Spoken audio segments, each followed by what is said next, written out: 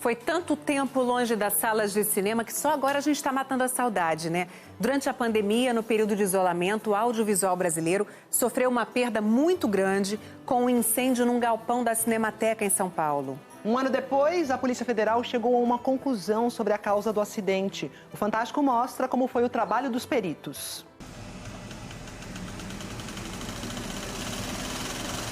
Aos poucos, a Cinemateca Brasileira em São Paulo retoma as atividades. E o público volta a aproveitar o maior acervo de filmes da América do Sul. Um ano atrás, um incêndio destruiu roteiros, cópias de filmes, equipamentos antigos, alguns com mais de 100 anos. Documentos e objetos que estavam no galpão do depósito, que fica na Vila Leopoldina, em São Paulo, e fariam parte de um museu do cinema brasileiro. Chamas ainda muito altas, bombeiros tentando combater esse incêndio. No dia seguinte, os peritos estavam em campo, buscando respostas.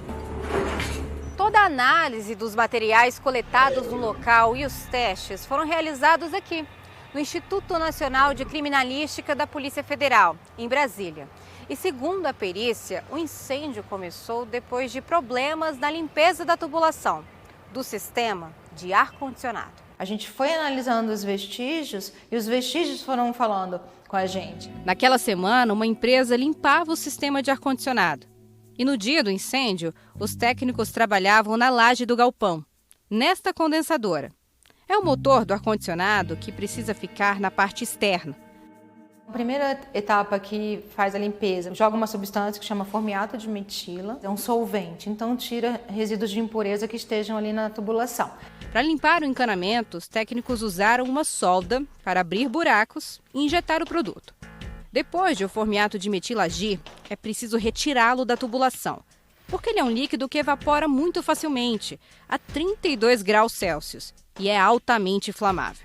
Os técnicos então aplicaram gás nitrogênio para remover todos os vestígios do solvente. Mas, segundo a perícia, isso não aconteceu. Quimicamente, a gente provou que tinha formiato na tubulação. A limpeza do nitrogênio não foi suficiente? Exatamente. Quando os técnicos terminaram o serviço, eles soldaram os buracos abertos. Ou seja, colocaram uma fonte de calor intensa na tubulação, que ainda tinha o formiato de metila. Um produto altamente inflamável, com a utilização de solda, tinha tudo ali para dar errado. E deu. Às 5h49 da tarde, as câmeras de segurança mostram os primeiros sinais de fumaça. 2 minutos depois, o fogo começa na sala de máquinas, onde, segundo a conclusão da perícia, havia um vazamento nos tubos do ar-condicionado. É provável que ali tenha se formado uma poça de formiato de metila. A hipótese mais provável é que essa solda tenha dado origem ao incêndio ali na laje técnica e essa chama, ela percorreu toda a tubulação até chegar onde tinha maior concentração de combustível. A sala de máquinas fica a 37 metros do local onde os técnicos soldavam a tubulação.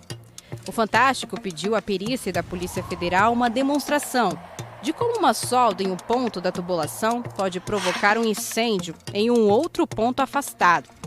Esse solvente se evapora muito rapidamente e toma toda a tubulação, mesmo a longa distância. E esse material é altamente inflamável. Quando o material entra em contato com uma fonte de energia, por exemplo, proveniente de um maçarico de solda, rapidamente esse material entra em combustão e se espalha ali pela tubulação. Nesse recipiente de aço, que parece um forno, é possível ver a velocidade com que um incêndio se espalha depois que uma quantidade maior de formiato de metila pega fogo. Formiato de metila é uma substância lícita e pode ser utilizado, por exemplo, em processo de fabricação de espuma, isolante térmico e principalmente na limpeza de sistemas de refrigeração. É fundamental, né, arrastar, tirar todo esse formiato de metila antes de fechar novamente a tubulação, o que geralmente é feito também com o processo de solda.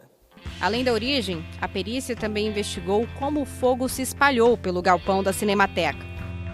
Quando foram a São Paulo, os peritos levaram esse scanner 3D, Com ele, foi possível congelar o cenário da destruição e ter aqui em Brasília, sempre que necessário, uma reprodução fiel de como o galpão ficou depois do incêndio. Os peritos puderam investigar digitalmente a sala de máquinas para reconstituir a cronologia do incêndio. E aqui, ó, são as tubulações do sistema de ar-condicionado. A gente adentra a casa de máquinas e a gente vê as tubulações onde teve o vazamento. Aqui é a sala do acervo em que queimou. Todo o telhado colapsou. A perícia apontou que a falta de um sistema de detecção de incêndio pode ter contribuído para a propagação das chamas. Na época do acidente, a Cinemateca estava sendo administrada diretamente pela Secretaria Especial de Cultura do Governo Federal.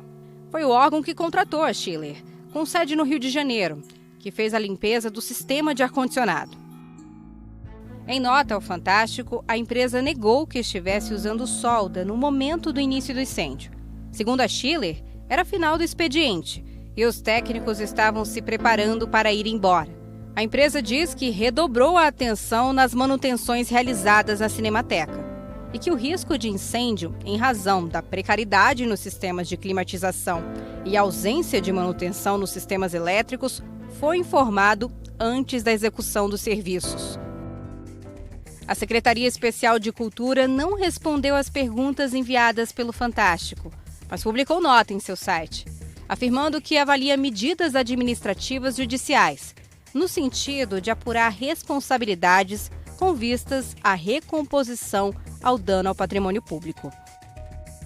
Nas próximas semanas, o delegado da Polícia Federal que investiga o caso deve analisar as conclusões dos peritos e apontar se há responsáveis pelo incêndio. Houve perdas irreparáveis. Essas perdas irreparáveis, por exemplo, dizem respeito à documentação do Instituto Nacional do Cinema, um órgão do governo federal que existiu entre 1967 e 1975.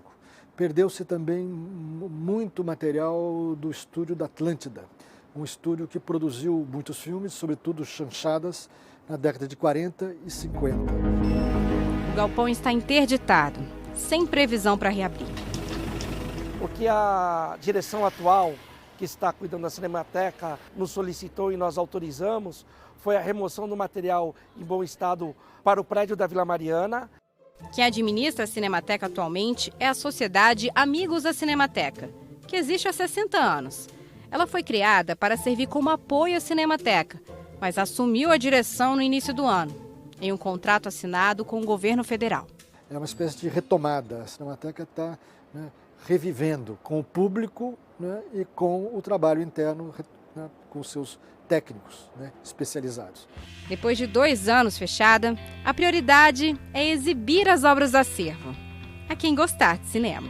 A volta do público é uma alegria enorme, porque o público pedia esse retorno. A memória audiovisual do Brasil está aqui.